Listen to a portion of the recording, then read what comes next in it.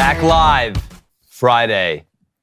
Finishing the drive. Had a great time out at Power Slap in Vegas. Shout out to Dana White. Everybody involved out there. It's always A1. We got the Power Slap belt here. You know, the interviews we had, it's kind of, Austin Turpin, buddy from Jacksonville, Florida, talked a lot of ish. He did. He did.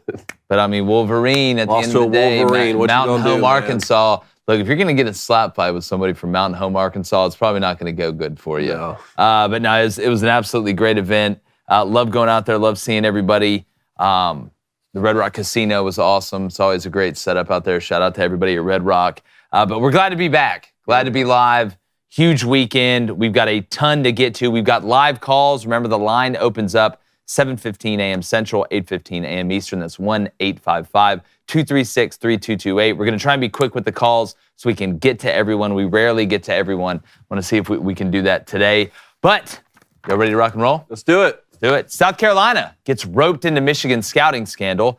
The Bills beat the Buccaneers in Thursday Night Football. And Game 1 of the Underdog World Series starts tonight. I'm Jake Crane. It's Flame and Dragon Friday. And welcome to Crane & Company.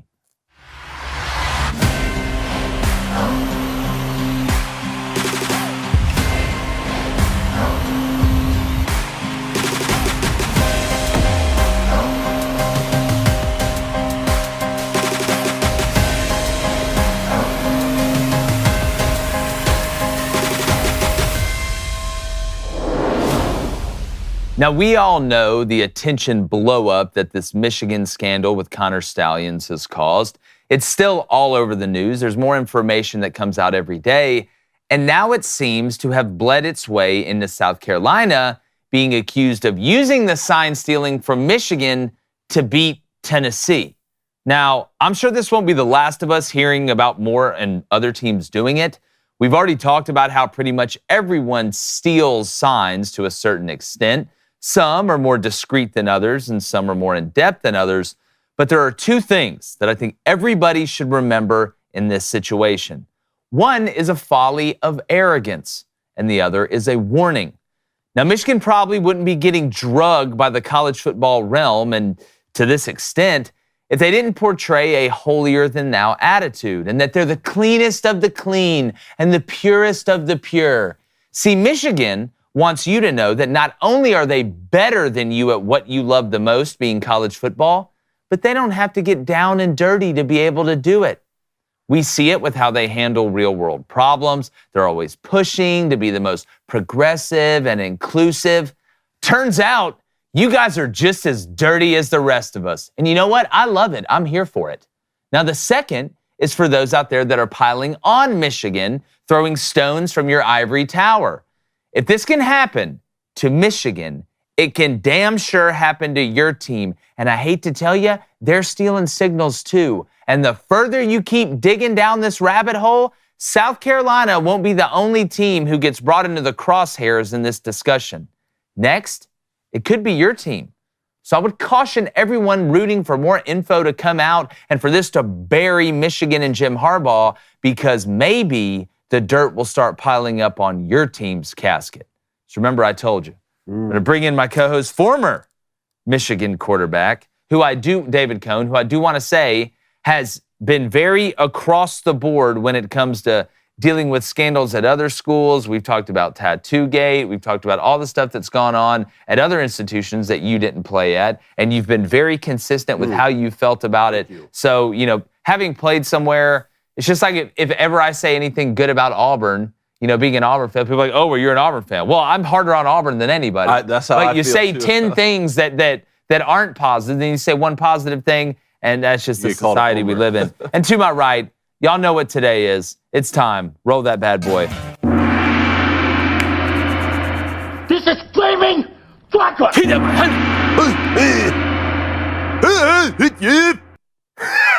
Yes, it is. 1.5. 1.5. It's Friday. The year of the dragon. If you're new to the show, we can't use his government name. It's 1.5. So we get no. I'm not.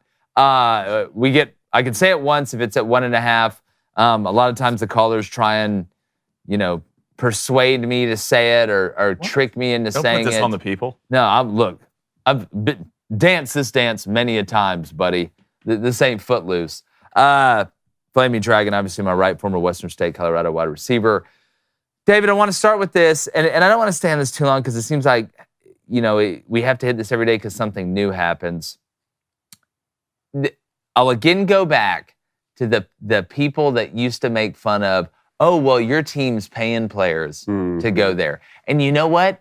Pretty much everybody was paying players, but there's one guy who was the best at it. The best at it. Y'all know who I'm talking about. They've had a lot of success. I'm not trying to get Hillary Clinton, so I'm not going to say his name, but y'all know exactly who I'm talking about. Everybody cheats. Some people are just better at it. But there's some gray area here, David, because sign stealing is not illegal. Now, sending somebody to a future opponent's games, which we don't have proof of that, but they did say that now the FBI and the NCAA are both at Michigan. Boy, you talk about two organizations that I couldn't trust as far as I could throw them.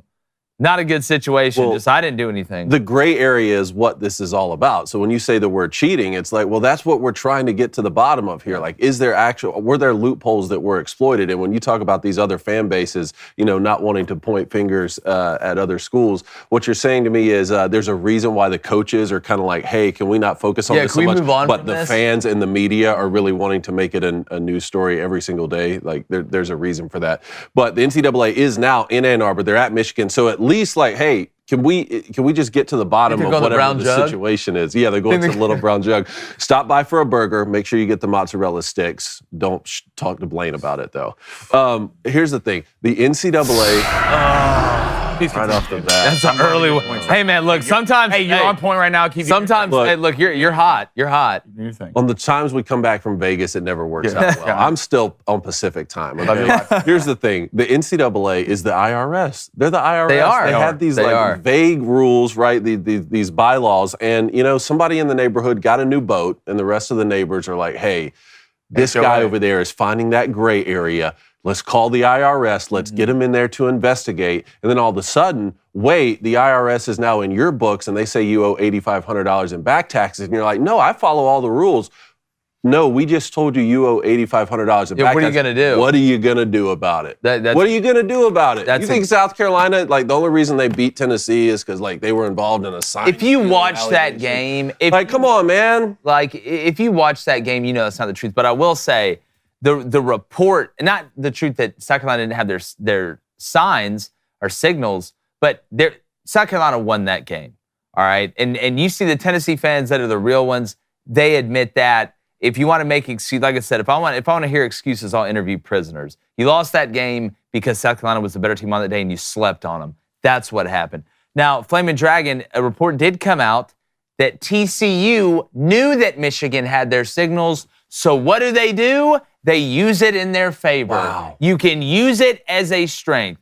You have to change your signals up all the time. Some guys don't. Our buddy Steven Garcia, who played at South Carolina for Steve Spurrier, said Steve Spurrier's had the same signals for 30 years. People knew him, still couldn't stop it. But TCU used it against Michigan. It's like in betting.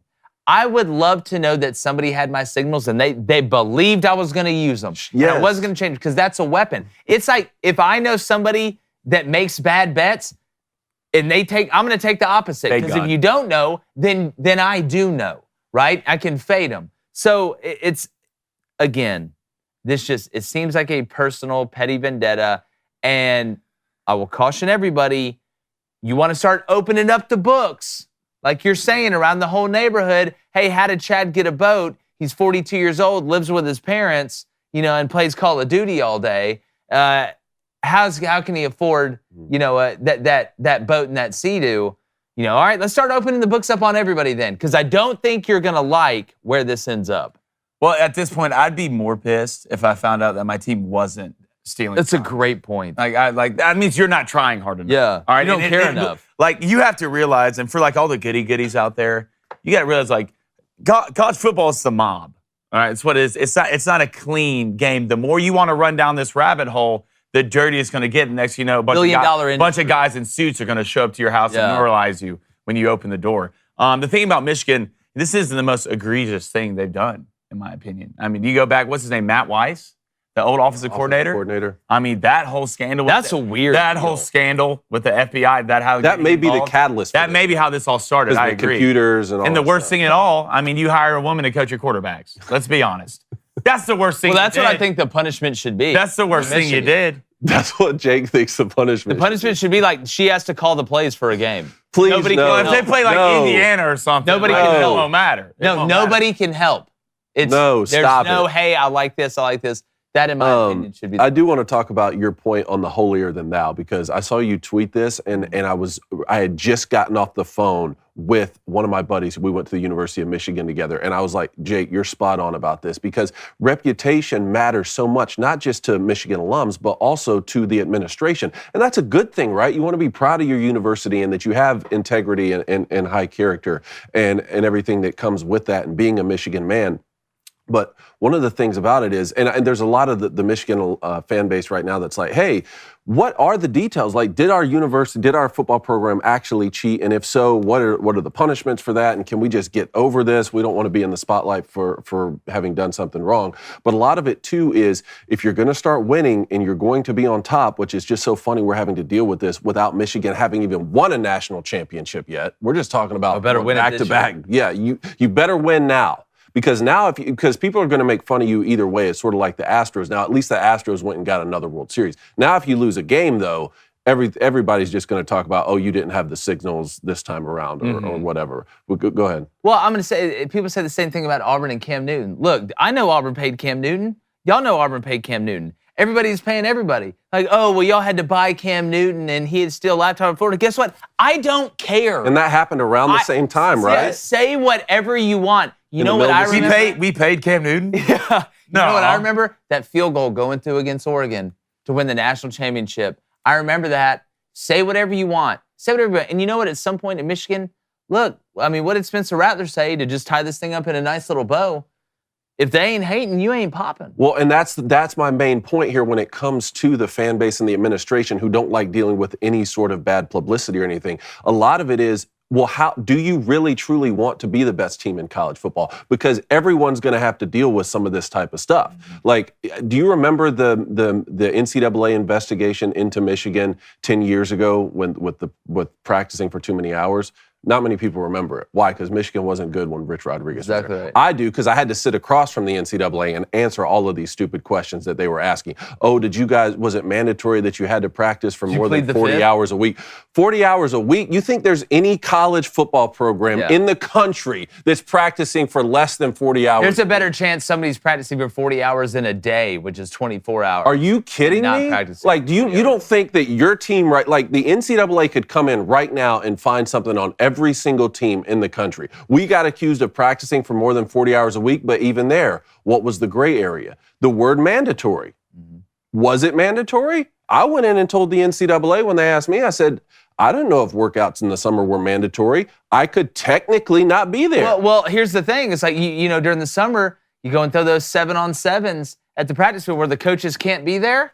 All right, well, I'm not technically there, but I may be parked a little bit of ways away. And that's what looking we're talking and watching. about here. Like, if people really understood, like, you know who may be the happiest person about this is Juwan Howard. Because you know what nobody's talking about? Him literally slapping the other coach. I don't think that guy... When that happened, what did I say? Oh, you were... What did I say when that happened? You said Juwan... I'm the worst Michigan homer there is in sports media. God, you know, just the rest of college piss is that y'all got caught stealing signs because now they can't do it. Yeah. No, but I love the point about the coaches being like, nothing to see here. Move along now. Yeah, move along. Nothing to see. All right, we want to know what you think about it because it's obviously a crazy story. But speaking about being at the top of your game and slapping the competition, we all know that DraftKings Sportsbook, if you're in a place that you can legally gamble on sports, is the absolute move. And it is the best time of year in sports. We've got NBA, college basketball around the corner, NHL, NFL, college football, the freaking World Series, man. There's everything. It is a smorgasbord of being able to bet. And new customers can score $200 instantly in bonus bets when they throw down $5 on an NBA game. Season just started. It was Dame time last night. He looked fantastic. Win or lose, it doesn't matter. You'll start the season with an instant dub. And with DraftKings parlays, everyone's got a shot at even bigger basketball wins. Throw some futures in there in college basketball. Look at FAU I'm telling you right now, they're returning a lot. And we all know it's more fun when you're in on the action. Download the DraftKings Sportsbook app now. Use our promo code BOOSTER, BOOSTER. So if you're new,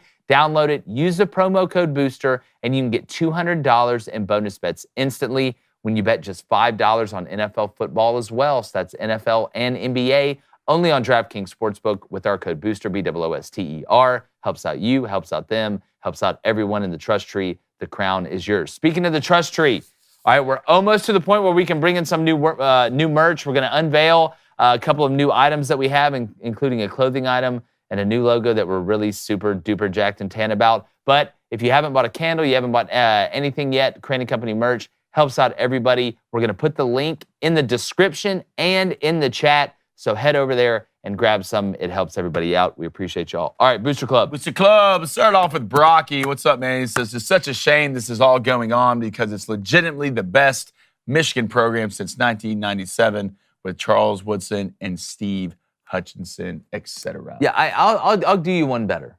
This is one of the most fun college football. Thank you. That's what I was about to say. That I can remember, because there's not, and I feel like I say this on every show, but there's not that golden team, right? We still don't know. If there is a golden team, I guess you could say it's Michigan. I'm not talking about the color scheme of the school, but when I look at this college football season, I do not want it to be tainted, especially something like this. Look, if Michigan had legitimately done something super nefarious that we're all obviously like, yeah, man, you can't do that, then that's one thing. But this is watering down what has been one of the most exciting and parity-filled seasons. And we don't know how it's going to end up. Who the hell knows? You can end up having Bama and Georgia and the Blue Bloods in it at the end. But at least up to this point, it has been such a fun college football season, and I don't want it tainted by something as not ridiculous, but as overblown as what this is in the scope of reality. I agree 100%. That's what I was thinking. It's been such a great college football season, which really, to me, I keep hearing Tim Brando's words over and over again in my mind. When stories like this come out in the middle of the season, because we've been told this investigation started a while ago, right? The whole Cam Newton thing at Auburn, when that came out, that was like, people knew about that before the season. Why all of a sudden in the middle of a great college football season did these stories start to leak? Really have to let Tim Brando's words about the NCAA sees their stranglehold on the sport starting to lessen, so they try and weaken it. Now, I go back to earlier this year when the unfortunate situation happened with Brandon Miller in Alabama basketball, right as we were entering conference play or NCAA tournament play. That was a situation that was a little bit different because you have someone who lost their life, and even that was unfortunate that it became such a big national story in the middle of what was a great college football season. But, you know, I had someone asking me about that, and it's like anytime someone has died, that's different than what we're talking about with scouting. Like we're talking about stealing. I mean, I don't even like the term stealing.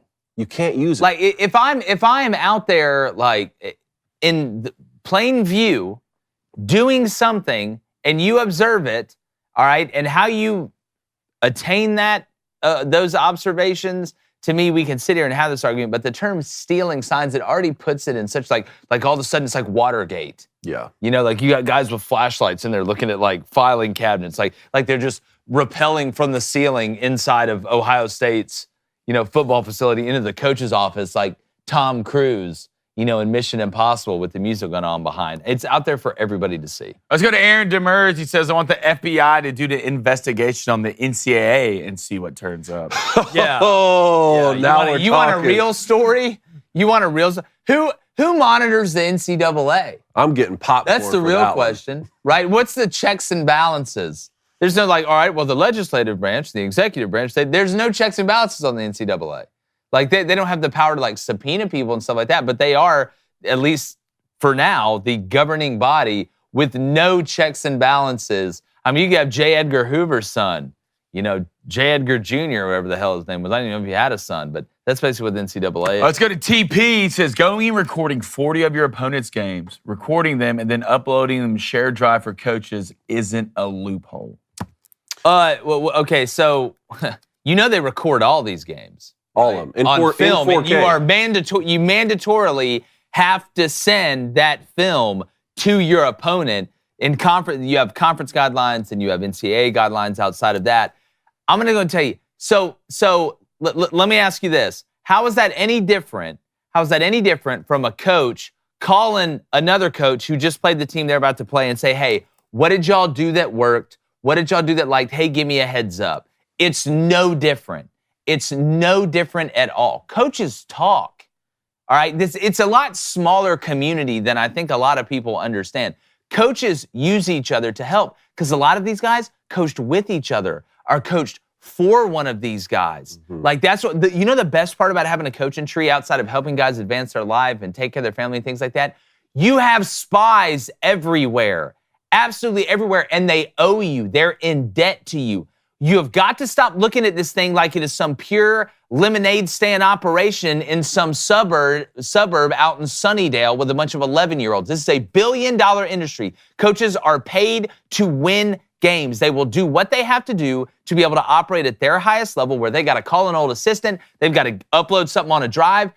There is so many cheat sheets that are out there. We used to give our players cheat sheets, even for special teams in the scouting report that's on there. So again, I'm just telling you guys, the reason this isn't going to go any further because everybody's guilty. Everybody's guilty to a certain extent. So we're expected to believe in this, that the 4K footage, everyone can see the signals every game day. I could go look at Tennessee and Alabama game signals from last week because I do this when I do the huddle ups. David, Antonio Cromartie and me were talking on Twitter yesterday. Antonio Cromartie played a long time, hell of a player, knows football. He said, dude, we used to take the game tape from the TV because you can hear the quarterback saying what the check is at the offensive line. We used to get protections because, like, if you're watching, right, this Sunday in the NFL, just listen. You can hear the quarterback. I literally heard Baker Mayfield last night. LeBron James, or Josh Allen, one of the two. Like, I'm telling you guys, this is an operation. This is $1 billion industry. Some of y'all really got to start understanding this is not some clean, everybody just all across the world. Like, but no, we're expected to believe that with that capability, the 4K footage that we can see, and that's required to give the teams, the filming from electronic devices, we're required to believe here that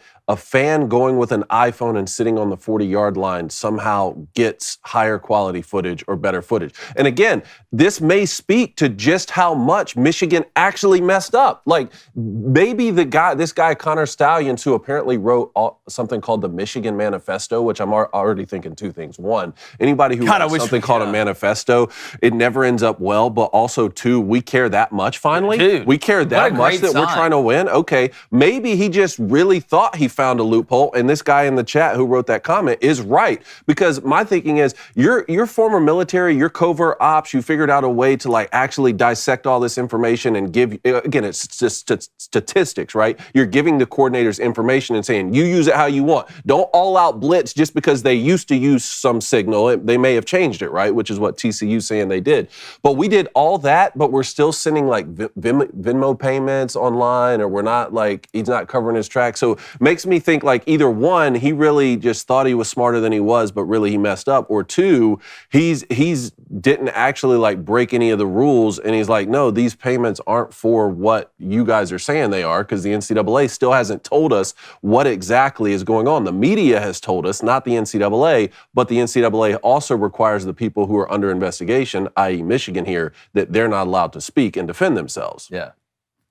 Let's go to the accountant _CPA12. Says, I just chuckle when people are surprised when big programs do things. Don't think every program does it. I played at one of the top D2 baseball programs in the country, and we had NIL before there was NIL. Yeah. Congrats, brother. One day I may just write a book.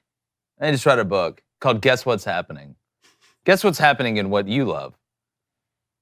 All right, let's go to Luke Barr with the $5 donation. Hashtag Happy Flaming Dragon. Fellas, happy Friday. We're cooking pigs this weekend. Let's eat. Go Tigers. Hashtag We're standing with Cone. Whole hog barbecue? We're standing with Cone. Stand with Cone. Right, nothing like a old school pig and poke. Nothing like an old school pig and poke. All right, let's go to Broken Devil Dog. He says, coaches swap information all the time. I think it's very telling. All the coaches and former pros have come out and said it's not a big deal. Very interesting that they haven't asked Ryan Day yet. Well, again, there's an outside firm it's very that was brought in. This is what I keep saying. Outside firm, okay. Well, guess what? When Harvey Specter shows up to your team's facility and it's like, hey, I need these files. Michigan can't lose. You better not lose now. Like I said, you have to go on and win the whole with thing. That schedule next year. You got to go. I mean, they'll lose a game eventually. I'll tell you what. Here's an example of something that could have been done that would have me irate right now, and I'd be saying vacate wins and all this kind of stuff. Like if Michigan somehow tapped into the electronic communication of their opponent. Oh yeah. I don't know exactly what happened with the whole Astros thing in terms of using electronics to seal the signs before you actually like banged on the trash cans to tell them. But like that's the kind of thing. Like if there was proof of that and it came out that Jim Harbaugh or someone on the staff was okaying like accessing the other team's electronic. You guys were like stranger you're things in game, like you know what I'm saying? Like that's unacceptable. That's like a high level of cheating. Otherwise, you're just observing what's going on. Yeah, like it's again. I mean, you care that much. I mean, I do want to say Saban went on McAfee and was talking about, and I think this is the brilliance of Saban. I think people are kind of taking what he said and not really understanding, or at least the way that I view it, where the end I think he's trying to get to. Saban said that they just need mics in the helmet and it'll solve a lot. Well, the problem with that is we're talking about stealing signals, right? That's what we're saying. Taking signals is the problem. So if you put a mic in the helmet, how many people huddle in college football anymore? Not a lot. Basically nobody, right? There's a lot more people that go fast tempo than huddle. All right, so you have the communication device in the quarterback's helmet, right? The one person gets it on offense, one person gets it on defense. So if you don't huddle, then you still have to signal, even if it's to the quarterback signaling to the wide receivers what to do, and then telling the offensive line what to do because he's the only one that can hear it. So you still have to signal unless you huddle. Well, what if this is Nick Saban's way to get so many people to stop running the hurry up, no huddle? What if this is gonna like cut it in half? Remember Saban's big problem with it, hated it. This is his roundabout way of saying, listen, let's put mics in the helmet. Yeah. Let's get everybody to huddle. Let's slow it down a little bit, right? This is the brilliance of Saban, because Saban knows that you're still gonna have to signal, right? Even when you go really, really fast, like you have to signal to get the play in there. Like some guys send 2 plays in there, you can kill one, run the other one, or hey, we wanna run this and then run that. But eventually you're gonna have to signal, so you're really not ending anything. You know what I would do is I would use the wristband not just for the quarterback, for all players, mostly only with the 2-minute plays and like the 3rd down plays. When you're really trying to use your tempo plays, right? You don't need every single one on the wristband. So that all of the players, the wide receivers and the backs, not just the quarterback, have that. So you can just signal in A2. Well, this like week's, what is this week's A2? It's ping, right? Just like they do in baseball. So every player on offense has those. Or if we're talking about headset communication, who's to say that only the quarterback can have that in their headset? That's what the NFL does. But if we're going to approve it, then you could put it in wide receivers. Can everybody, is that going to be something that's why we don't have it in college game now, is because they've said the smaller schools can't afford there's to. There's 500 teams. Exactly. You know? So it's, again, I don't think that may be his roundabout way of getting everybody to slow down a little bit, which is next level, which got to be what he's doing in my opinion. All right, let's get to the little World Series preview. Remember, the lines open up here in about 15 minutes. We've got Thursday Night Football to hit, our locks, leans, and dogs, which we've been really hot in that as well, and obviously getting to you guys. Texas Rangers, Diamondbacks, World Series. I can't wait for it. I just want to know who in the Booster Club put the future bet on Rangers versus D-backs in the World Series. If they do, what's the future like? Come forward, please. Now. I'm really excited for this one. Zach Gallen tonight, he's going against Uvalde. Uvalde, he's come back from 2 different Tommy Johns, I believe. It's just so cool. You know, we love underdogs in America. The 2 things we love the most in America are underdogs and then watching the big dogs fall from grace, right? Those are the 2 things we love the most. Well, now, typically you have, David and Goliath in the World Series, right? Well, now you got 2 Davids. Okay, so outside of being a Rangers fan or a Diamondbacks fan, like it's almost win-win. Like, because whoever wins, I mean, nobody expected this. I mean, the Diamondbacks just snuck in. They were the last team in the postseason. I will say, though, you want to know when we talk about defense travels, right? Diamondbacks were number 1 in Major League Baseball in the fewest amount of errors. You know who was number 2? The Rangers. There you go. Defense travels. So, look, I know Zach Gallen got touched up. He's gotten touched up so far in the playoffs, but I expect him to come out tonight on the road, absolutely pumping it. Yes, that's a Gallen joke. But Uvalde, too, man. Are you laddering tonight, Blaine? Hey, you know what? That one's on me. I got to stop. Rule 76. Got us no off to a excuse bad play like start. champion. You know, God, we didn't even make it to 7 o'clock. Oh, man. Blame Vegas. I don't blame y'all. God, I don't know who to cheer for in this. Who do I root for? I mean, Rangers. Come on over. Rangers. I mean, you got Creed. You're banging Creed before games. Come on over. That's who I am. Trust me. I used to play Scott all the time before I did anything. D-backs, no one even knows anybody on the D-backs team. Mm-hmm. I mean, roll through their lineup. I mean, you got Marte. That's about it. But a lot of just D-backs keeping receipts. Keeping receipts. A lot of ish got talked about the D-backs this year. It's just hard for me not to root for a bunch of guys who are speaking another language on the infield and never make errors. Mm-hmm. And some guy's son who's hitting sunflower seeds in the garage no one was talking about is out here dropping tanks. So I'm leaning D-backs this series, fellas. Am I ladder tonight? Duh. Yeah. I'm a ladder every Tell game. people what laddering is. Okay, laddering is this. You're going to get pitchers from the opposite teams. All right, you can't do it with the same guy. You just can't make a parlay like that. And you're going to take strikeouts. So first bet, all right, 4+ strikeouts, 4+ strikeouts for each pitcher. That's one bet. That's one bet. It's like a two-leg parlay. All right, then you're going to go down and make your next bet, 5+ strikeouts.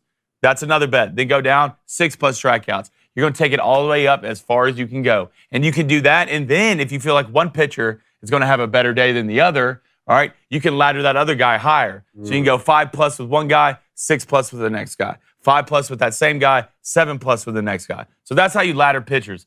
It doesn't hit most of the time, but when it does, Beautiful. all right, it's poetry in motion. All right, it's just 1-3K on the way to Vegas. So On the here's way. what I want. I want your World Series champion, and give me your MVP. And how many games? World Series champion, how many games, and MVP? okay. Can I just tell you in this song form? Right there. You're going Rangers. In song form. I'm going Rangers. I'm going to go Rangers in, let's see, they're at home here, so it'd be 2-3-2. Let's go. I want to see 7 games, right? So let's go Rangers in 7, and I will go, you want my my MVP? Yeah. How about, I've got one that's going to blow your minds. what if I go, I go Corey Seager. I'll go Corey Seager, Okay. MVP. Nice. That would not be shocked at all on that. I'm going to go Rangers in 6. It's going off at +390, right? And give me Evan Carter. You say, oh, who's that? Is that Aaron Carter's brother or Nick Carter's brother? No, it's not, all right? Oh, it wasn't in Backstreet Boys, all right? But he is absolutely dropping bangers out there. He's +1,600 to win the World Series MVP. Right now, he's batting .308 with a .987 OPS. I'm just telling you, Evan Carter, watch out, fear the Carter. Give me the D-backs in 7. Close it on the road. Give me Christian Walker as the MVP. What's Garcia going Throw on it. to win the MVP? Well, look, I think Uvalde's going off at +1,800 too to be the MVP as a pitcher. Okay, player to record the most home runs, Corey Seager +400, Garcia +400 as well. Are they going to pitch to Garcia? I wouldn't pitch to Garcia right I would just hit him. There's no way. Okay, so Garcia is the favorite to win the MVP at +500. Corey Seager right behind him at +550. Yeah. What's Corbin Carroll? +1,000. Sneaky. I'm telling you, Evan Carter's +1,600. Sneaky. And then for tonight's game, you got the you got the Rangers. Get to it. I think they're -180 on the money. Rangers -170 on the money line, +142 for the D-backs, and then on the run line -1.5, obviously, and that's +124. You could get plus money there. Over under 8 runs. Love to see it. Can't wait to wake up and talk about that one next week. Speaking about waking up, we all have a routine. I drink coffee. I don't know if caffeine does anything to me anymore. It's all about taste to me, right? Getting in the routine, something that tastes good. It's the best part of my morning is the first sip of coffee. Get a little espresso too. And with Black Rifle Coffee, you get the creme de la creme. Now, they not only have ready-to-drink cans for people with no time to brew coffee in the traditional way, but their coffee subscription gives you the chance to purchase limited edition flavors as well. They have pods that you put in the Keurig. They've got everything. Black Rifle's coffee subscription gives you nothing but the best. You got the Coffee of the Month Club, where you get premium roast from the best farms worldwide. And they just launched their Halloween pumpkin spice collection. Everybody's talking about it. It's featuring the Headless Horseman's roast and the ready-to-drink pumpkin spice espresso. I've still got to try that. I've not tried that yet. I definitely need to hop on that. But pumpkin spice flavor is so good, It'll haunt your taste buds for eternity. Yeah, that's right. If I'm going to be haunted, that's how I want it to go down. Again, Black Rifle Coffee, it's run veteran founded. They represent what we love in America. You need to make sure you take care of them. It helps us out too. So stop running out of coffee and sign up for a coffee subscription. Go to blackriflecoffee.com. Use our promo code BOOSTER. Kind of seeing a pattern here when it comes to promo code. Do that at checkout. You get 10% off your order. It's blackriflecoffee.com. Use our promo code BOOSTER for 10% off. Black Rifle Coffee, America's coffee. We love the stuff in the Crane house. How quick can you have your bags packed to Milan? Yes. Blink, bark twice if you're in Milwaukee. All right, Thursday night football last night. Not a bad game. Bills 24-18 over the Bucs. You know, the after what the Bills did to me in my Survivor League, again, y'all know I wish nothing but unhappiness. I was hoping that Chris Godwin would have just turned around on that Hail Mary. Well, I mean, what do we do? First of all, the amount of pass interferences that happened on that last play is just ridiculous. Yeah, nobody ever calls pass interference on Hail Mary. I'm a defensive guy, and there's offensive pass interference that happens. But they literally tackled. Cade Otton was getting jumped. Yeah, Cade Otton got jumped, just like he's just walking down the streets of Baltimore. Just got jumped. And you know, I think one of the reasons for that is because it's a spot foul in the NFL. Pass interference is a spot foul. The referees don't want to, on a Hail Mary, give the football down at the 1 yard They don't? line, where a team can just. God, I think they do.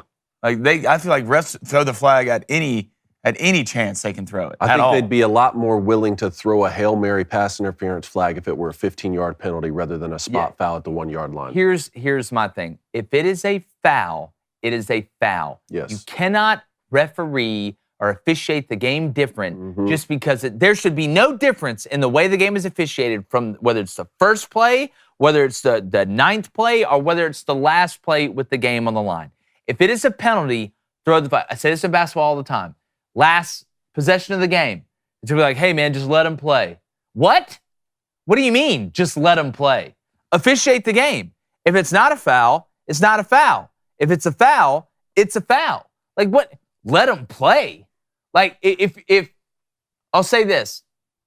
If you are going to let them play, you better be doing it from the jump. Yep. It better be consistent. It's like I say with the umpires. If you are going to call something that maybe give a pitcher a little bit out, you better give it to him on both sides. It better be consistent, stay consistent, because I can adjust to consistent. I can coach how to play against consistent. When you're all over the place, and this is my problem with officiating basketball, it's different every game.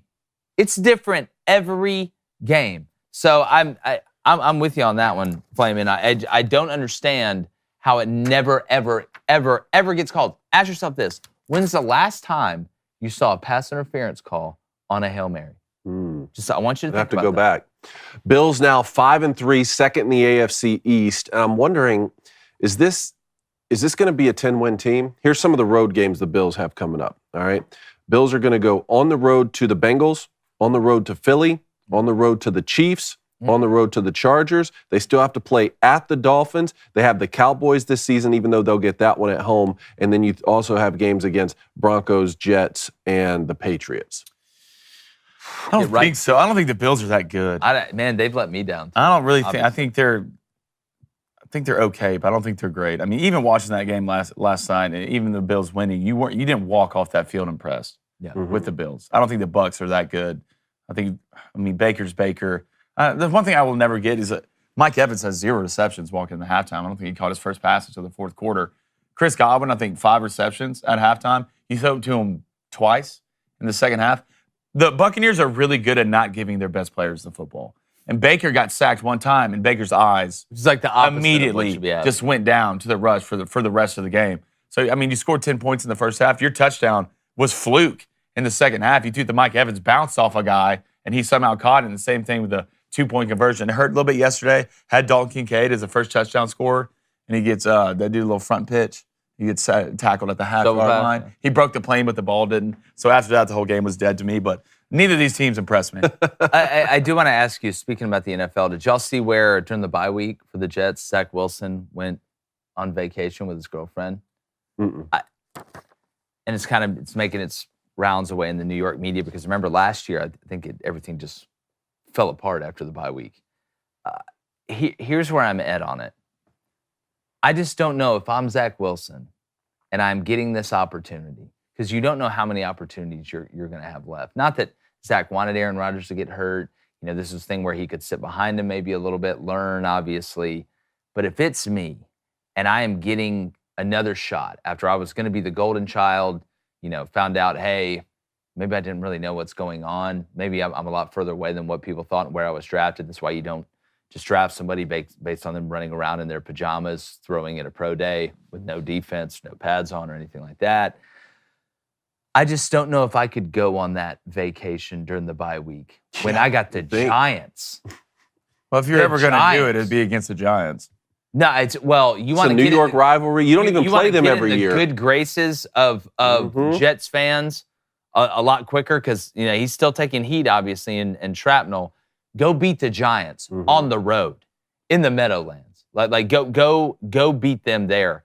I just don't know if I could say, yeah, honey, let's go on vacation this week. Here's what I would say. Babe, if I can lock in and focus and go out and have a great performance, like we're already rich, right? We're never going to be poor, but it's going to set me up where we can take a bunch of vacations and I can be a lot less stressed. I just don't know how you go on vacation during the bye week when you're in his situation and you just sit out there and you're actually able to relax. I'd just be worried. Like, what are my teammates thinking? Like what happens if I go out and don't play well? People can always point back to this and say, I don't know. I'm not a big fan of it. Vacation in the middle of the season. Johnny Manziel's not watching any film. Call me up, okay? I'll do it for half. Will I do a better job? Where do you go vacay at? No, but I'll give you all I got. Look Is at it like out of the country vacay? Or I think it was probably not the Adirondacks. Or did he I went probably back, not going I went upstate back home for the afternoon. On the Jets Giant point, I thought it was interesting because I was talking with my father-in-law, Richard Todd, who played quarterback for the Jets, and he would talk about this Jets-Giants matchup because they didn't play each other every year, right, being in different conferences. But they'd play each other in the preseason, and he says, the ownership and the coaches with the Jets didn't take the preseason overly seriously. You're trying to, use it for what it is, to practice, get better before the season starts, get prepared. But when it came to the Giants, they always wanted to beat the Giants, even if it was a preseason game, no matter what it took. No matter if it took the starters playing the whole game or whatever. Dude, there's so many pop-ups like on the New York Post. Like you can't even read like the page. I'm trying to see exactly where it was that Zach Wilson went. Obviously he took his girlfriend to Utah. Oh, he went home. To apple and pumpkin pick and go to haunted houses. Man. So it's not like he went to Turks and Caicos. It's not really a vacation. Like, yeah, it is. During the season? Going home? Let me ask you this. How many times did Tom Brady go apple picking and pumpkin picking during the season? How many times did Drew Brees go apple picking, and picnicking out in an orchard? This is the season. Your life's on your professional life is on the line, dude. Like, it's just, again, to me, it's a vacation. I go back to Auburn for a week and hang out and go do those things, go to Opelika. That's a vacation for me. Utah's a really nice place. It doesn't have to be Aruba or Atlantis. Like you can go vacation. I can go to Sewanee and go vacation. Hell, if it's got a river or a creek, it's a vacation. Here, it's not a vacation. What a privileged life that must be. Here, let's go to Utah to not vacation. That's great. You can't ski or anything. Will Daniel Jones be back for this game? Not Hadn't sure. heard. It's supposed to be the battle of the mid-off, man. He's the most mid. Yeah, Malcolm in the middle. I'm sure something will happen pregame. He'll get hurt. Then just the Jets. Look, I got the Jets defense this week in fantasy, and I also have Saquon Barkley. Yeah, I do too. Well, what's funny with the Booster Club, me and Noah, he was like, hey, let's switch rosters. Or I'll pick who you have to put in. You pick who I put in. And he made me put in Mike Evans and Gabe Davis. Both scored yesterday. Wow. Noah, thanks, buddy. Wow. Appreciate that. Darby Lou coming in with a phenomenal point. What'd she right say? Here. I love it. Travis Kelce was in New York for like a week, and no one said anything. Well, yeah. But Travis Kelce is probably the greatest tight end in the history of the NFL. He's won how many Super Bowls? 2. Right? Zach Wilson hasn't even come close to sniffing. Hold on. Was that they were playing the Giants in New York, weren't they?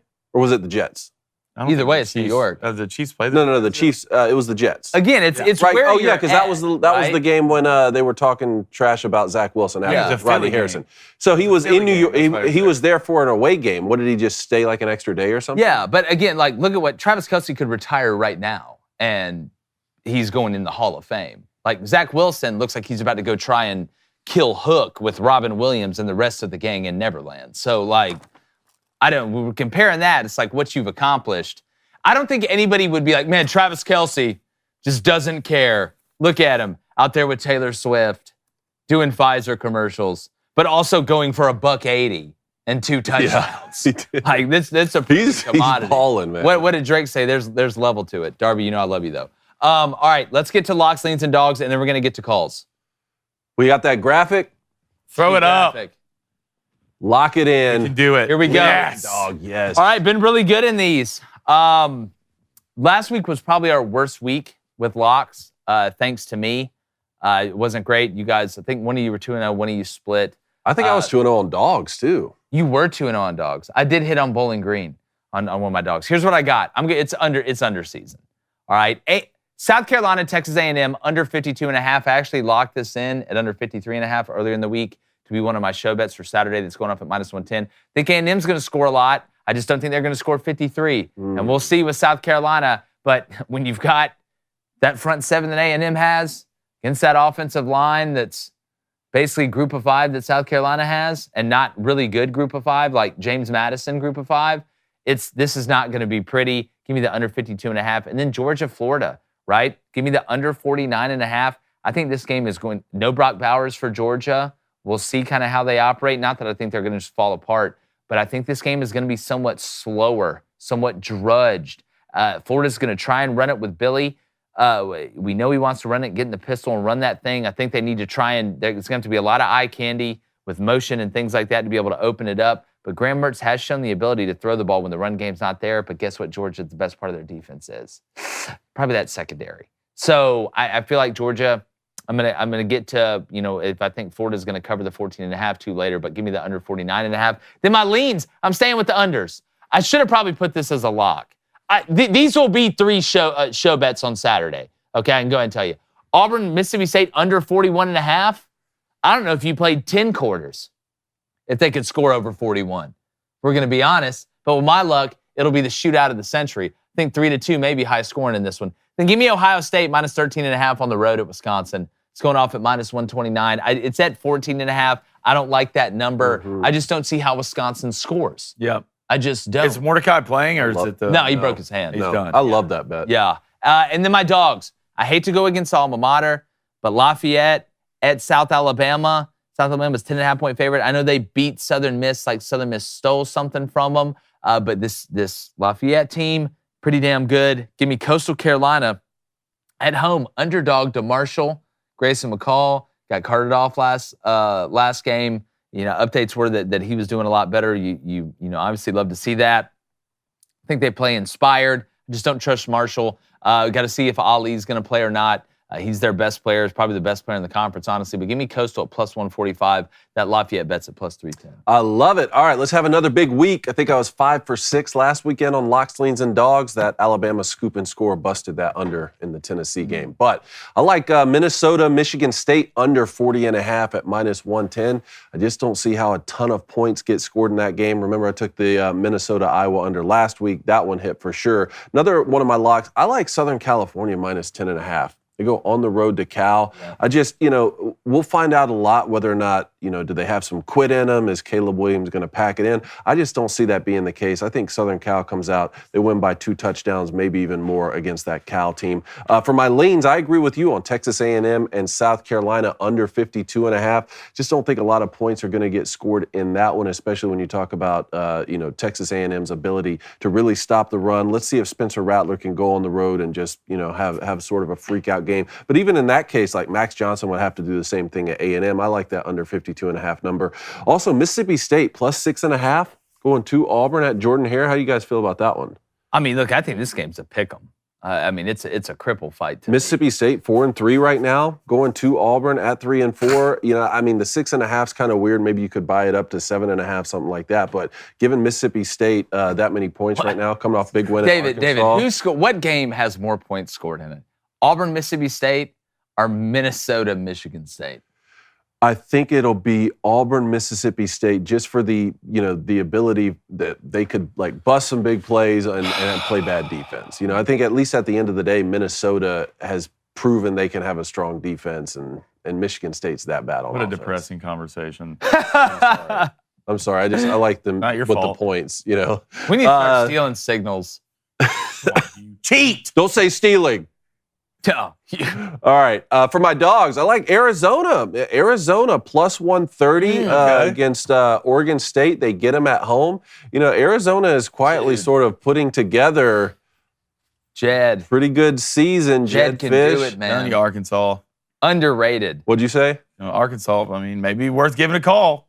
I mean, the guy almost beat Washington State. He almost beat USC. I mean, give him a program he can get behind. I'm just saying. 4-3 right now, hosting Oregon State. Arizona coming off that big win at Washington State where it was 44-6 they won. I don't know. Might think about them there in the dog section at plus 130. And then West Virginia. West Virginia is going on the road. Yeah, to UCF. UCF. Plus 225. I think you're going to get a lot of value for a West Virginia team that's proven they're punching above their weight. Yeah, how all does season. UCF come back from After that almost tough loss to beating Oklahoma? Exactly. We need to get on the soundboard that Wayne's World clip when he's like, and we beat him to death with his own shoes. Yeah, that, and we need to get Lock It Up from the Wedding Crashers. Yes, lock it up. Lock it Yeah, up. It's a Lock good it call. It's a Yeah. good call. What do you got? All right, baby, let's run into the weekend feeling great. We're going to run with Florida State minus 20.5. Yeah. All right, it's minus 110. I believe they're on the road against Wake Forest. This Florida State team's for real. All right. There's no playing around on this Mike Norvell this year. We're going to go and we're going to handle business. And Jake, I'm riding with you. All right. I bought it up a half. You got it at minus 120? I want to take that. Minus 120. You got it minus 110, so I bought it up a half. So Yeah. That's a unit, so it goes to minus 1. No, I love that. I love UGA Florida under 50.5. No Brock Bowers. I think that both these defenses are going to show up. I really do, but I think Georgia end up winning. Let's go to the lean with it. I'm going to rock with it as well. Let's go to BYU plus 18.5 minus 110. I mean, against Texas, who's playing quarterback? Malik. We haven't seen it through the air. You've been so and there's high nothing on more this scary. BYU at Texas. There's nothing more scary than a bunch of 30-year-olds showing up on bikes to come beat your ass on a Saturday. He's right. He's I'm telling right. you, deathly afraid. I don't think Mormons ride bicycles. So you Sure? say. Well, so we're you not sure say. that Michigan took signs. So, Yeah. I mean, what are we positive about? Hey, guys? stop with the straight bullets over here, okay? We're talking about BYU and Texas. Catching more strays than he Put a little bell on it. Ding, ding, They're ding, just ding, rolling ding. up on a little bell, about to come just tear you up. With a All right, saw let's go to mask on. dogs. We're going deep in the well this week, boys. Colorado against UCLA plus 520. 520. Look, UCLA's quarterback's known to make mistakes. I mean, you got Shakur whipping up his watch. I mean, you got Horn outside. They're not going to stop anybody. But I think the odds on this are too good not to take, in my opinion. Plus 520. And then go to the Fighting JT Daniels. All right. Rice plus 320 on the road versus Tulane. Rice is coming off a big win on the road against Tulsa. I mean, they got a bunch of bunch of white calves running out. Shout out Sam McDuffie. You know, they always got one white running back who's just oddly good. And he goes plays for the Saints for 2 years, but you never hear about him. So those are the dogs for the day. Let's have a great weekend. Let me get those. What was your other lean? Oregon? Oregon, minus 6.5, minus 115, like that minus bet. 115 against Utah. I think Oregon's just, the balance just keeps them on the beam. They're too good of a football team. In Utah, I don't think they're going to have the same success offensively they did against USC. Look, whether you're huge college football, whether you're betting on whatever, I know you're going to be watching games this weekend. You may be going to tailgate. You may be going out this Friday night. It's Flame and Dragon Friday. You may be going out to party with the squad, which means you're going to indulge in maybe some adult beverages, maybe a cold soda or two, all right? And having some beer with the boys that can lead to some not-so-fun mornings when you have to get up and go handle business the next day. Maybe it's work. Maybe you got to mow the lawn. Maybe you got that honey-do list to do, which is 100% a real thing. That's where Z-Biotics comes into play. Z-Biotics is a pre-alcohol probiotic. It's the world's first genetically engineered probiotic. It was invented by PhD scientists to tackle rough mornings after drinking. Y'all know exactly what I'm talking about. I'm not going to say the H word, but y'all know exactly what I am talking about. The not feels good in the morning. Here's how it works. When you drink, alcohol gets converted into a toxic byproduct in the gut. It's that, not dehydration. Common misconception here. We're growing together. Let's hold hands and figure it out. That's to blame how you feel for the next day. They produce an enzyme, Zbiotics does, that breaks this down. So you drink it before you go out. Just drink it before you go out, and it's magic. It's 100% magic. So go to zbiotics.com/booster to get 15% off your first order with code BOOSTER at checkout. Zbiotics is backed with a 100% money-back guarantee. So if you're unsatisfied for any reason, which you won't be, they'll refund your money, no questions asked. That's zbiotics.com/booster. Use that code BOOSTER at checkout for 15% off your first order. Oh, it's magic. It is. Love that stuff. Two things here real quick on your Colorado over UCLA pick. You were talking about Dante Moore has proven he's made some mistakes throughout the season. But remember, they had turned to Ethan Garbers. That's right. Last week, too. So I don't know if Dante Moore is even going to start at quarterback for UCLA. It'll be interesting to see what they do. I don't know if Colorado. Good. Put more money down. Yeah. Put everything you have down on Colorado and Prime. Food. All right, real quick to the Booster Club, then we're getting to calls. Go to Chris Walton. What's up, Chris? He says, is Mike Leach rolling in his grave because of how bad this MSU's offense is? Look, I do know Zach Arnett got more involved with the defensive play calling last week, and you could tell that made a difference. I think Mike Leach would understand it's a transitory period, and that takes a little time, but I don't think he would be enthusiastic about the performance of it or the amount of run game that's going into it. But I think Coach Leach understands the big picture of what they're trying to do. Let's go to Blind Squirrel Sports. He says, I think we see Dominique Lovett and Ra Thomas make a bunch of big plays versus the Florida Gators. Well, they're going to have to. That's why they brought him over. You remember that was all the rage in the offseason. Oh, wow, Georgia has elite receivers now with Brock Bowers. I tell you the one to watch out for, and I know this isn't some huge revelation, is Ladd McConkey getting back healthy. Mm-hmm. That's probably going to be the security blanket. That's probably where you're going to see Carson go on third down. And they get Amarius Mims back up front, which is already the Great Wall of China. And then you get Kendall Milton and some of these backs back as well. So Georgia, it's as bad as it is losing Brock Bowers, they're getting healthier in every other place. Yeah. So if Ra Thomas and Dominic Lovett come on, that really can offset and carry Georgia to when Bowers can come back. Maybe that's SEC championship. Maybe that's college football playoff. We'll see, because if Brock can come back, best believe he's coming back. All right, how short is Malik Murphy's leash, considering you have a freaking Manning waiting in the wings? Well, I don't think Sark's going to put a ton on his plate from a passing standpoint. I think they can line up and run it down BYU's throat. What I think you're going to see is a lot more RPO action. I think Steve's going to get him on the move. I would be shocked if you just saw him sit back and drop back the whole time. But the most important part of this game for Texas offensively is just staying on schedule, right? It's staying at, and for any offense you want to, but especially in this one with a quarterback that's still coming along as a passer, as a young guy. Not saying that Malik can't throw it, but he hasn't shown us the ability to really do it, is getting into those 3rd and 3s. Speaking of Georgia, I was on with Blaine Gilmer, Southeastern 14 last night, and we were talking statistically, and he had looked up that Georgia has only had 1 3rd down and more than 12, and they converted against Auburn. Like they stay in 3rd and 3. Stay in 3rd and 3, which makes everything so much easier. You want to know what's hard as hell to defend? 3rd and 3. The whole playbook's open. Like you have to take play action seriously. It's not some token fake on 3rd and 9. You could line up and run your gap scheme, run your zone scheme, whatever you want. So it's staying on schedule. That's huge. All right, let's go to Conair Ron. He says, we need Blaine in the stands with a camera on his shoulders stealing his signs. I'm thinking about for Tuesday. What Tuesday's Halloween? Are we dressing? Or is it Monday? I think we go Tuesday. I think we go Tuesday. I might have an interesting outfit. Yeah. Well, listen, we don't steal signs, but we damn sure trust them. True that. That's the truth. All right, do we see any big teams slipping up this weekend against lesser opponents? I don't see that. I'm not looking at any game and saying, oh my goodness, this just feels like it could be a huge upset. I don't see Ohio State losing to Wisconsin, right? I guess maybe the best candidate is Georgia, Florida. Possibly. I'm looking at Duke, too. If Riley Leonard plays, leading Duke on the road against Louisville, they're an underdog right now in terms of the odds, so technically that would be an upset. Yeah, there's not one I look at and I'm like, oh my goodness, this one's Oklahoma at Kansas. That That's another weird one. Kansas. It's a weird, like you just look up and somehow Kansas scores 45 points. Like, does this feel like it's like a 48-45?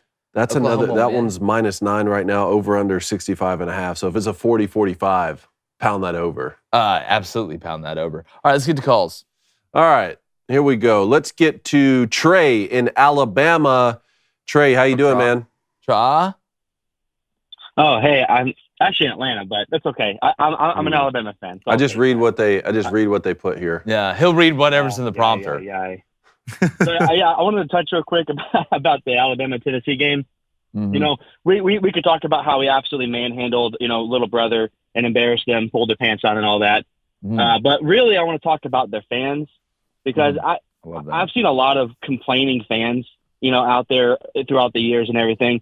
But the amount of complaining and whining about the refs and, the refs cost us the game. You got beat 27-0. You got manhandled. I think you had like 2 first downs, okay?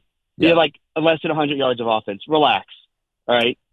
You lost that game, even if, it's one thing if the refs spot the ball 3 yards behind where it's supposed to be, or they miss a PI in the end zone for the game-winning touchdown, right? That's one thing, but that didn't happen. You got absolutely manhandled, right? So just stop it. You're embarrassing yourself even further. Just accept that your little brother last year was a fluke. You got manhandled and beat, and move on. Stop embarrassing yourself. Yeah, right? well, it was a tale of two halves, right? I mean, Tennessee came out and threw that first punch, but it's a game of adjustments. Like we always talk about the game plan, Right. the game plan. Look, it's a game of adjustments because you actually know what they're trying to do to you now, and you've got to be able to adjust to it. Alabama came out in the second half and decided to take that game from Tennessee, and Tennessee did not punch back. So the refs did not cost Tennessee that game, just like the refs didn't cost Tennessee the South Carolina game, or sign stealing didn't cost Tennessee the South Carolina game. Sometimes in this sport, you get beat. And Alabama came out in the second half, including that first drive where you got in 2-man. David did a great job breaking it down. The safety jumped the over route a little bit early. He was supposed to take care of his half. The corner played outside leverage instead of inside leverage, got beat on the vertical, and you gave up an early touchdown, and then it snowballed from there. So, yeah, I mean, look, we know what excuses are like, and we all got them, right? Yeah. And the last thing, talk about stray bullets, and I'll jump off this. Look, I love everyone in the Booster Club. We're all good. No, ill will to anyone, but I have to laugh every time that Voltar calls in here, especially after both of his teams got manhandled and embarrassed, one at home by a team that I don't think could beat probably any group of 5 team out there. And the second one got manhandled by their big brother, and comes in here and starts talking crap about other rivals. Brother, both your teams just got beat. Relax, go home, sit in a dark room for a while. Don't call. It's all right. But what are we doing here, man? You got embarrassed twice. God, I love Booster Club rivalries. Screaming from a mountain. Hey, are Tennessee fans the worst fans in the SEC? Oh, no. Oh, yes. Yes, good. Turn the knife while it's in them. Hey, well, I know Voltar's about to call in now. Oh, yeah. No, not about to. He's on the line. He's on the line. I wish we could bring him on with Trey right now. That'd be some. We appreciate it. Great Trey. call, Trey. Trey, thanks again, buddy. Thanks, So man. refreshing to hear Tennessee get called little brother. Not us. All right, next up, Voltar. Oh, I don't know if here we they go. planned this or what. Dum dum dum dum dum dum. Trey's taking shots at you, brother. I was gonna have a calm Friday call. I was gonna have one, but then this Alabama fan has ticked me off. And you know what? Congrats. You won a home game against us. But last year was not a fluke. I will say that. We finally have a confident head coach. But then also, I want to say I'm glad I'm a Tennessee fan, because if you're an Alabama fan, it means you love having sex with your cousin. So, All right. cool. All right, go home. Sorry. That is. Voltar, dude. No, dude. Oh my God. They got you. that I riled will up, say, man. as a born and raised Alabamian, I will have to disagree. Oh my goodness, John. Boy, that is man. quickly. God, it never gets old. I never gets old. It just means more. Oh, no. Oh, well, Oh, hey, man. Forward. Not Auburn, though, Voltar. Not Auburn. yeah, hey, not Auburn. how you feel about North Carolina this weekend? How you feel about North Carolina this weekend? I don't love it. I don't love it either. Love it because we lost to Georgia Tech. twice in a row. Yeah, I don't. At all. I don't like it. Not nearly at all. I almost put Georgia Tech as one of my dogs. Really? I was this close. I don't blame you. I'm would put the looking on up right now. At this point. Let's see. Hold on. Scanning. I'll find it. We can go to the next one. I'll update it. But Baltar, man, look. I mean, at the end of the day, it's the trust tree, I guess. So, but that I went straight after it. Went straight after it. Yeah, I did. And can I read Plus off 330. my 4 bets I got this weekend? Yeah, why not? Get off the call. But go ahead. all right, I got Oregon minus 6.5. Love it. I got Louisville minus 3.5. I bought the point because I feel like it's a 24-20. 24-20. I think it's going to be the final score. Okay. And then I hate betting unders, but how can I not bet these unders? Clemson, NC State under 43.5. Don't hate 43.5. Michigan State, Minnesota, a game I will not be watching, but I've got the under 40.5. So let's have a weekend, fellas. Hey, let's have one. Yes. We definitely got to trade Josh. All right. Kirk, we got Kirk up in Canada, man. Kirk, what's follow going that, Kirk. Yeah, Kirk, talk about the Flyers. Laugh at your face. Well, you know what? It's hard to follow a call like that. I couldn't believe the Phillies aren't in the World Series. That just blows my mind. Oh man, isn't it just the worst? I hate it. I hate it for them. Anytime a professional Philadelphia hockey or any sports team loses, I'm a happy man. I love it. Look, as a Braves fan, I wasn't exactly weeping like a maiden after the Phillies got eliminated, especially at home. So don't they just? But again, like you lose the World Series, you lose MLS in the finals, you blow a lead in the Super Bowl in the second half, man.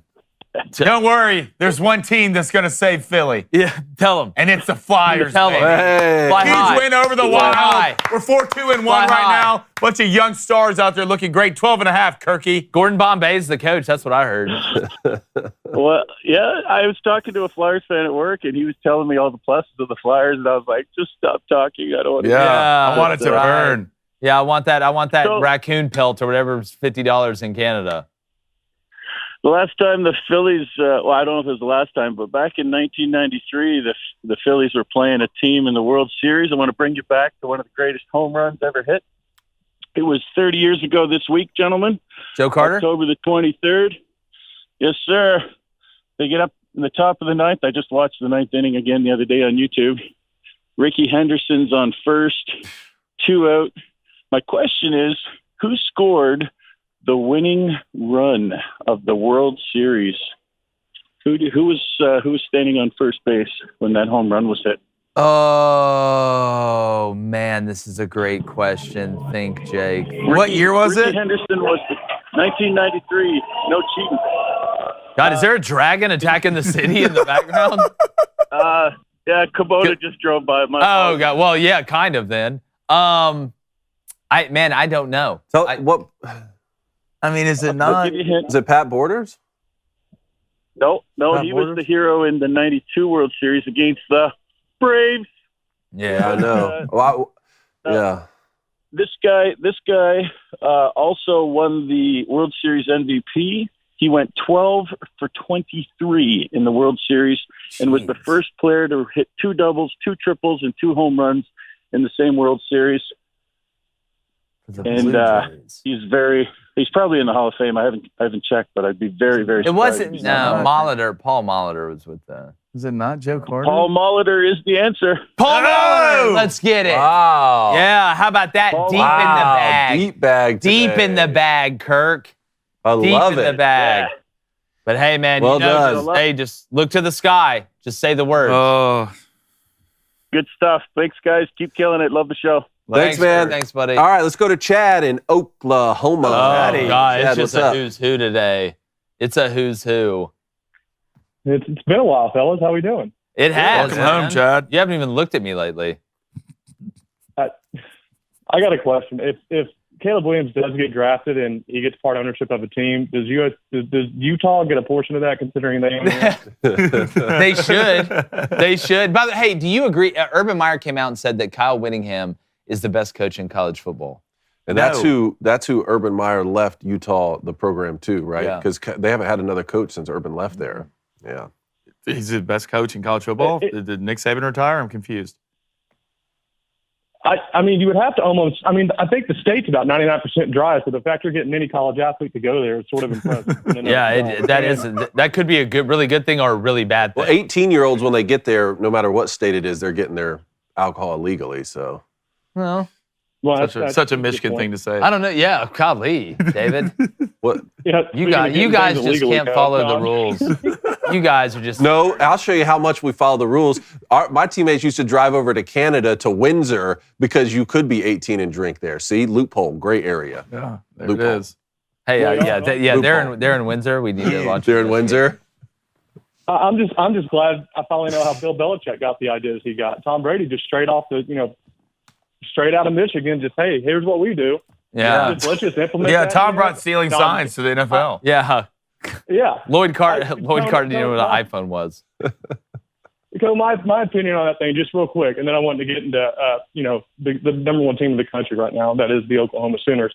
Oh, my goodness. I have a hard time, and maybe this is unfair to other teams. I just have a hard time believing there's not a top 25 team that doesn't. Now, listen, Oklahoma's never engaged in anything sketchy at all in the history of their program in terms of recruiting. So maybe my team could hold our head high. But I don't know. I just have a hard time really getting upset or saying, oh, my gosh, Michigan's doing something. Chad, you want to know why? You want to know why that is? Yeah. Because you live in the real world, right? Like, that's like saying, you know what? I don't think insider trading really goes on at most places. Yeah, it's like the politicians. Yes, it does. Like what? This is $1 billion industry. You know what's happening now? You know what? The only schools that weren't doing this, you know what they're saying now? Why weren't we doing this? Their coaches. Their coaches are pissed. At least I would put 80% of college football is stealing signs.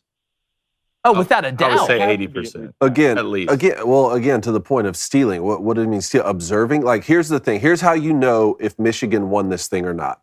If the NCAA has to issue a rules clarification. Maybe not tomorrow, maybe not next week, maybe not by the end of the season, but before sometime in the offseason or whenever, if the NCAA has to issue some sort of clarification on this rule, that's going to be a win for Michigan. And what'll be a win for the NCAA is if Michigan ends up firing Connor Stallions. Keep in mind, he is suspended right now with pay. If you end up firing him, I mean, by definition, you're kind of saying, oh, well, you did something worth firing. Then all of a sudden he shows up at the Nick Saban Rehabilitation Clinic for coaches who want to coach good and learn to do other stuff good too. And guess what? There'll be no trouble with that. Yeah.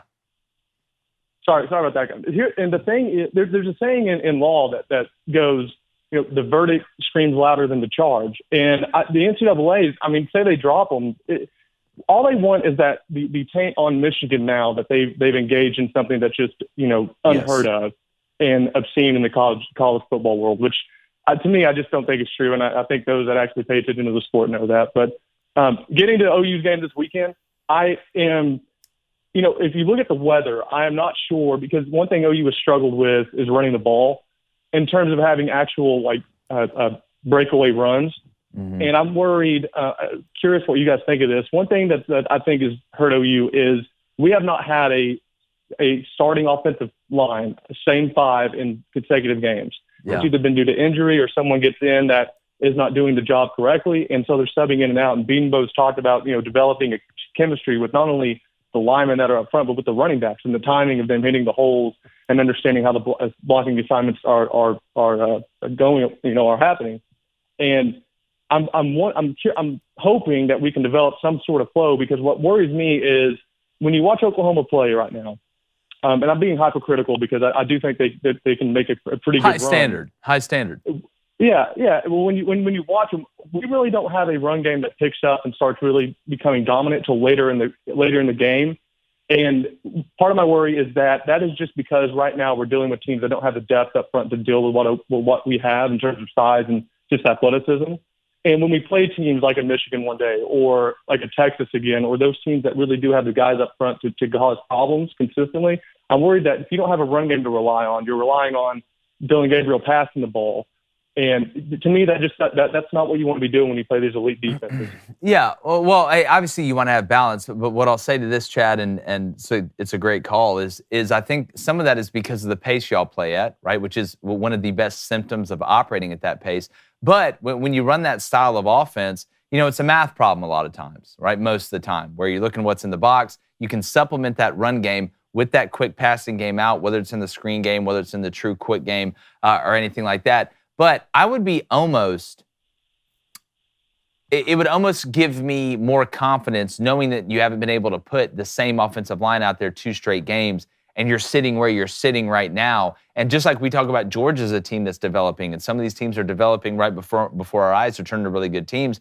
You need continuity to develop, right? That's why we're talking about the Brock Bowers thing.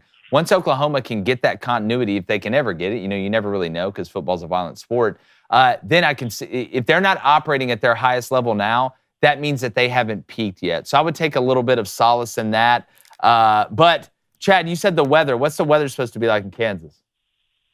It's a little bit rainy. There's like a 50% chance. It keeps getting moved here and there to when, it's supposed to rain at 12 and then at 1 and then some say around 11:30. But I'm thinking it will be like that West Virginia game OU played last year where it's just drizzly, it's colder, and it's going to be, not the easiest to throw in. And so if they can't get a run game going, it does worry me. It's not like Kansas is the greatest defense in the world. If OU plays well, they should win. And I'll call next week about Bedlam, man. You were right about that. That is a game that I am, definitely worried about now with them, especially Ollie Gordon playing like they kind of cracked the code a little bit. Last thing, guys. My wife and I did chores yesterday. We're going to the Rangers World Series game tonight. Go Rangers, right. By the way. And the towels are sitting here, and she's like, "Hey, Chad, these aren't folded yet." And I said, "We don't need to worry about folding them. I can just get USC's defense to fold for us." That happens every single game. Yeah, I know. It really is hurting y'all's Oklahoma fans' feelings when USC loses. It is. It's super sad. Appreciate it, Chad. Time, guys. Hey, thanks, Chad. See ya. All right, let's go to Ty in Texas. Ty, how's it going? Pretty good. How are y'all? Doing good, man. How you doing? First-time caller.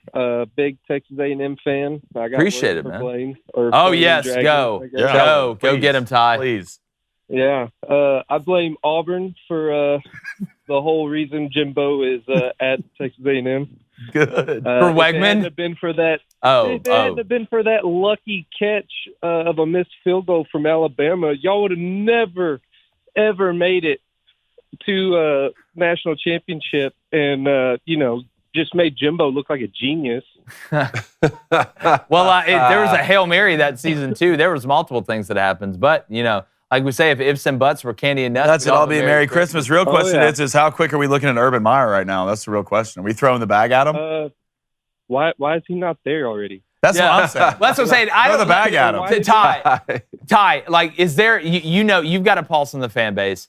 I don't think there would be any pushback against Urban Meyer being the head coach at A&M. It's time, right? A&M wants to win so bad. Yeah. So bad. Every year they're going undefeated.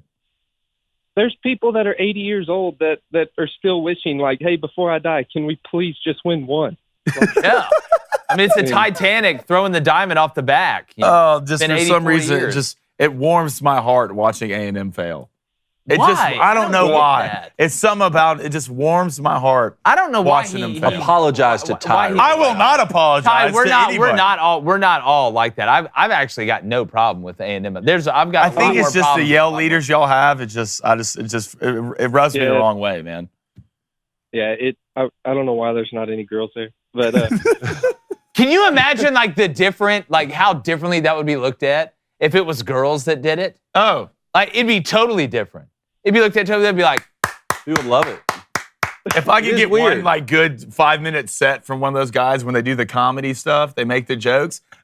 Maybe I change my opinion, but it's just awful on top of awful. Yeah, it's on top not of awful good material. Yeah, then I have to go watch y'all play football, and then it's get up, Aggies. Hey, let's go. Yeah, they're like, hey, get up, hey. He's like, there's a tiger, and we're gonna catch it. Everybody laugh now. It's like an applause button. I can already just feel Billy Lucci making fun of me on Twitter. We love Billy. Do y'all think Bobby's calling any plays, or after Miami kind of looks like we fell back into that Jimbo offense? And no, I think Bobby's calling the plays. I think Bobby's calling the plays. It's just, man, it's been one of those things where it seems like, every time A&M, you get that opportunity against Bama, and it just shocked me how many times the first read was wide open. It's just easy for Jalen Milroe. It just seems like every time it's just right. It's like that commercial with that old fisherman with the dollar, and he's like, oh, you got to be quicker than that. Like with A&M every year, it's like, oh, here they go. Got Miami, big game, can turn the program around. And it's weird because you got the talent, right? Yeah. I mean, you sign all these 5-stars, you got the talent. Just A&M can just never get over the hump, and I don't know what it is. And I do know what it is. I blame your yell leaders. That's who I blame. No, well, it's you get fault. Urban Meyer to A&M. Yeah, they're gonna get over. They're gonna win. They'll be humping more than anybody. I'm kind of mad that they left Mike Elko, but let him leave. But I'd be okay if he came back. Oh yeah, look, I love me some Mike Elko, but I think he's gonna end up at Arkansas. There's always that one guy out there. He's ready to rock whenever you need him. All right, he's in a weight room lifting somewhere right now. Huddle up, guys. Brian Harson's gonna come fix it at A&M. No. You sure? Ty, thanks, buddy. Thanks for the call. Appreciate it, Ty. All right, let's go to Ethan in Seattle. Ethan, how you doing, man? Good, boys. Can you hear me? Yeah, bud. We got you. Perfect. I'll make this quick, but I've been listening to your feedback on the whole Michigan situation, and I'm on pretty much the same line of thought that you guys are. I'm pretty sure it's a witch hunt from the NCAA, but do you guys think that this situation will affect Michigan's standing in the college football playoff rankings and or J.J. McCarthy's Heisman stock? Man, I really hope not. I don't think so. To me, this is something where number one, the NCAA hasn't sent any. There's been no notice of allegations, whatever. Yeah, they're over there investigating. This is like convicting somebody, while the investigation is going on. I think it would if the College Football Playoff Committee or anybody in the Heisman voting or whatever is going to use this. J.J. McCarthy, how could you blame J.J. McCarthy for something like this, number one? But this needs to be something where you wait till everything comes out, every nook and cranny is covered, every I is dotted, every T is crossed, and you play this thing straight by the board with Michigan, looking at how they play on the field, going through the rest of the year, because this is going to take some time, I think. So I don't believe so. I really don't. Now, if the only part that I would worry is if it came down to, a one-loss Michigan and then a one-loss other team. Does this sway maybe the one person that it needs to sway? It's not a good look, but I don't believe that. I think it could have the reverse effect. I'm going to be honest. If Michigan comes out and just keeps rolling kids, just keeps killing kids, and JJ keeps performing, obviously they're not stealing signs now, and you kind of feels like they weren't before if they do that. So now it only helps them boost. Like this is why it blew my mind with the NCAA. Why would it even come out with this if you really don't have anything to put on the books for them? See, that speaks volumes to me. Because if you were going to handle it like the right way, because they always talk about the players, right? Mm-hmm. We want what's best for the players. So you think coming out and are whispering to people at Yahoo Sports or other guys who I don't blame them, but whispering to them, you think without any notice of allegations, without any proof, that's good for the student athlete? Yeah. That's in their best interest? That's why, if we had a neutral governing body, then I would agree with a lot more of what you're saying in terms of, hey, dot every I, cross every T, let the information come out. That hasn't been what we've been dealing with here. Michigan hasn't even been issued any notification officially of wrongdoing from the whole COVID burger situation, right? Like that was a self-imposed penalty. But Ethan, I do think you're onto something. And regardless of what happened, this is a net negative for Michigan, right? Like we can all agree on that. Regardless if there was actual rules broken and whatever punishment comes with that, that's obviously a negative. But even if there was some sort of loophole or, they get even if they agree to a slap on the wrist, kind of like they did with the self-imposed 3-game suspension of Harbaugh, all of this negative publicity is a net negative for Michigan. So, the biggest thing for me is like, let's just say Michigan does lose one game down the stretch. The Buckeyes beat them at home, something like that. And we're in the position that OSU was last year where we need some help to get in the college football playoff. Does the playoff committee look at it and say, you know what, there's a couple other one-loss teams too, but they played in a conference championship. Let's just keep Michigan out of this. I don't know. That's the only thing I could really say. Hope not. It's a great question. I'll tell you what. When we lost 45-7 at home against Michigan, I don't think that's because they had our signs. I think Michigan was just a really good team. Yeah, I think Michigan's the best team in the country. Real quick, second question. I'll go fast, but a lot of the controversial calls. And we've had a lot of complaints about officiating in both leagues, in college and in the NFL. A lot of the controversial calls, so I've noticed, have started to come whenever a bet is about to hit, whether it's a TTP or an over or an under, something that affects some major Vegas dollars. Do you think that Vegas is making any calls to replay booths to kind of sway things, or is that just too much of a conspiracy theory? I used to think that, Ethan. I used to think, and look, who really knows at the end of the day? Because you talk about $1 billion industry, we can get into that.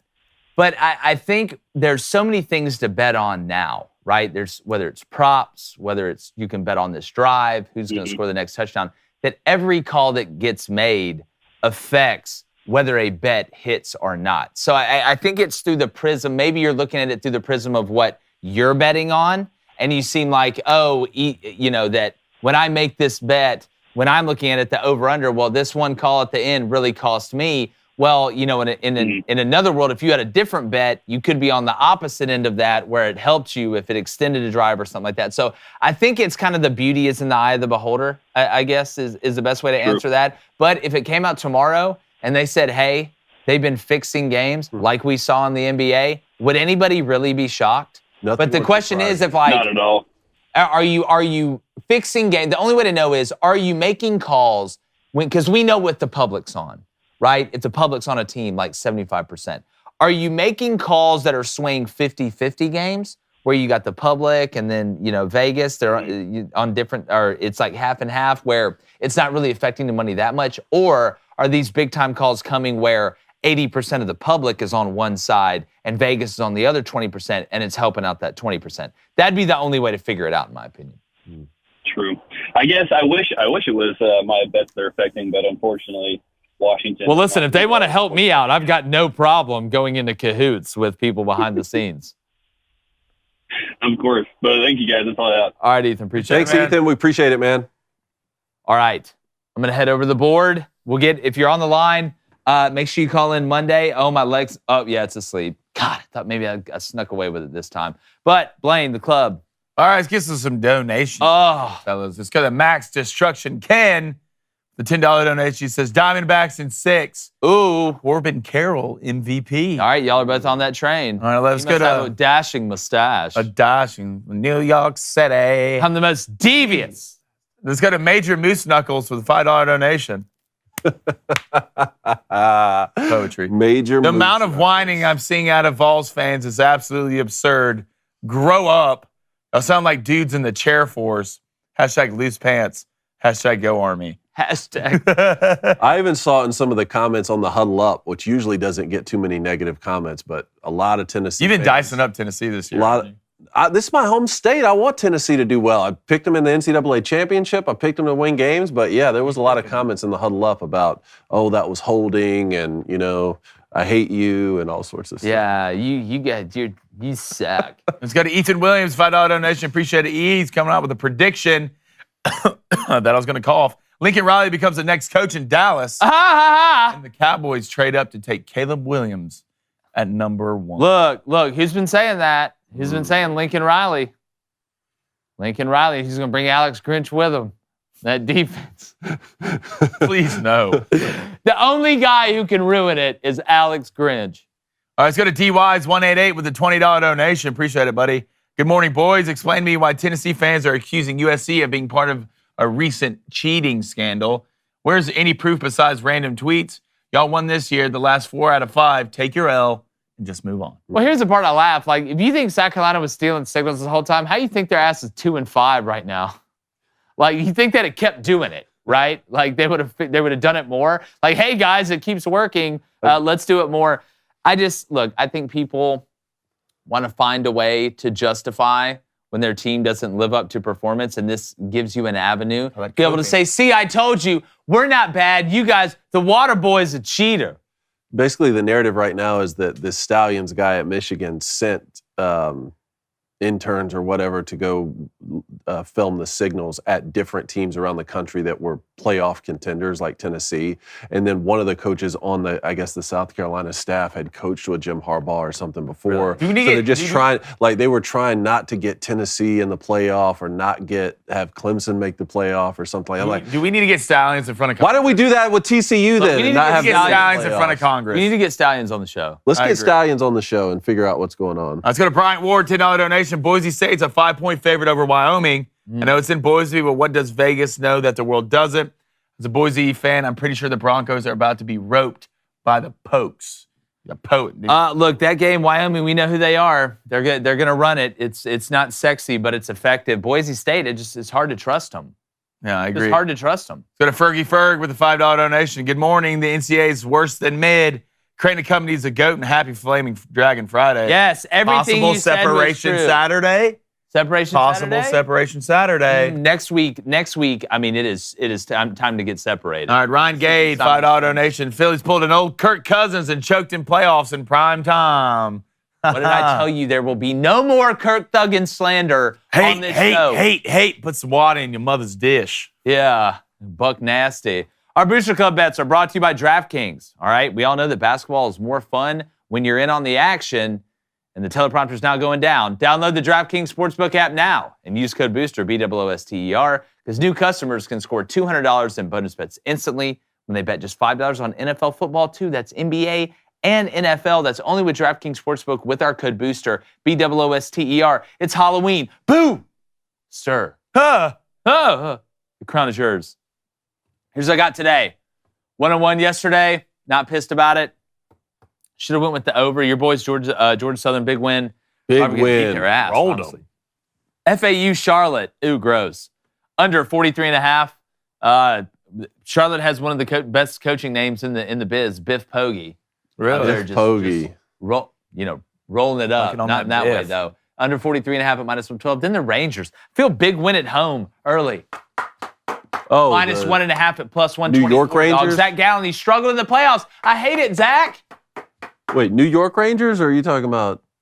The Texas Rangers. Okay, the Texas Rangers. I want the Texas Rangers too. Texas Rangers, my new adopted team, money line. Stop it, -170. And then Las Vegas Golden Knights. You and I, we saw a lot of Golden Knights out there. Win once. I think they're 7-0 right now. I want them -1.5 goals. That's going off at -120. And yeah, big shout out to the Georgia Southern Football Eagles. The real GSU. Shout out Ryan. Georgia State last night, just dominating the football game. There's dozens of us. All right, let's go to FAU -3 against Charlotte. We'll see. It's got off at -120. And look, I've been rolling with overs on these week games, man, and they've been hitting. Give me FAU Charlotte over 42.5 -115. Let's just all pray that Jake's bet doesn't hit. Which one? The over. Oh, you have the under. I got right? the under. Yeah. You got the. No, how about they score 43? I'm cool with that. There we go. It's a win, the old-fashioned win-win. All right, Ace, he's going to go with the Nerfy tonight in the World Series game at a dirty -130. And then FAU money line at -180. And that's not in college basketball, but they're probably... All right, let me get to this quickly. Chase Mills, $20 donation. Could get through on calls today. Any good gambling stories from your trip with Dana, it'll be on YouTube. Yes. Here's a Menace in the Casino. Also predictions for Saturday in Lawrence is OU by 10. Think we're gonna get Bean. Just need to handle Neal. So Bean's gonna start. It's gonna be Bean then. Yeah, we're wondering if it was gonna be Jalen Daniels or Bean. Poor Jalen Daniels, man. Heartbroken Hog, $5 donation. Happy Flaming Dragon Friday. Tried to call, but I had to leave for work. No excuses. Play like a champion. Are you all gonna be watching the national championship preview tomorrow? Arkansas versus Purdue. Ooh, Woo Pig Suey. How about that? SGR, $5 donation. Got my red Booster Club shirt in the mail. Let's go. And I'm wearing it with pride. That a boy. Got to know, though, it's Cranico ball cap in the works for future merch. Oh, look, we got a bunch of stuff in the works, all right? We're going to get it done. We're out here doing the science, putting the experiments together, getting some answers. We need a trucker cap. That's what we need. All right. Got them all. Appreciate it, guys. Poll. Correct. God, what am I doing? Figure it out. Will this be Jim Harbaugh's last year? That's a tough one, man. I'm going to say, here's what I'm going to say, Dave. Yes, because they win the Natty. I picked him to win it, sticking him with it. He's tired of the games. Tired of the games. Give me Jim Harbaugh, yes, 56%. Probably yes. But you know what? Just to stand in solidarity, I'll say no. No. Will this be Jim Harbaugh's last year? No. 49%. Wow. See, guys, y'all can't do this to me. You can't. Uh-oh. They voted. 50-50. 50-50. 50-50. I'll give it 20. Get in there, Michigan fans. 10, 9, 8, 7, 6, 5, 4, 3, 2. We got nothing. I'll be the deciding factor. I say yes. All right. Thank you, guys. Great week. Happy to be back live. Got a great show for you Monday. Going to be some interesting attire worn on Tuesday as well. Make sure you hit that subscribe button. Keep sharing the show. We really appreciate it. Grab some merch. Make sure you hit our sponsors, DraftKings, Black Rival Coffee, and Z-Biotics. All promo code Booster. Really, really easy stuff. You guys are the best. And like our Power Slap trip out in Vegas, going.